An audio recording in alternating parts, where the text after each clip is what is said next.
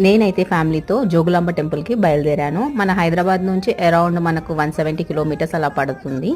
So బస్లో అయితే start అయ్యాము. నాకు ఫెస్టివల్స్ అన్న టెంపుల్స్ అన్న ఫస్ట్ గుర్తొచ్చేది మెహందీ అనమాట. గోరింటాకు mehndi what ever is available నేనైతే పెట్టేసుకుంటాను. చాలా మంచిగా అనిపిస్తుంది. అంటే ట్రెడిషనల్గా రెడీ అవ్వడం అంటే చాలా ఇష్టం నాకు. నేను మా చెల్లి మామ్ అండ్ బ్రదర్ నలుగురం అయితే వెళ్తున్నాము. అండ్ బస్సులో ఎక్కడైనా సరే నాకు పల్లీలు కనిపిస్తే కాల్చినవైనా సరే ఉడకబెట్టినవైనా సరే నేనైతే తీసేసుకుంటాను. ఫుల్ ఇష్టం నాకు. అంటే ఈజీగా చెప్పొచ్చు నేనైతే పల్లి లవర్ అనేసి. విలేజ్ కి వెళ్లే వైబ్స్ అయితే ఆసమ్ అబ్బా, నాకైతే మస్తు అనిపిస్తుంది. నేనైతే మంచిగా సాంగ్స్ పెట్టేసుకొని కంటిన్యూస్ గా వింటూనే ఉంటాను.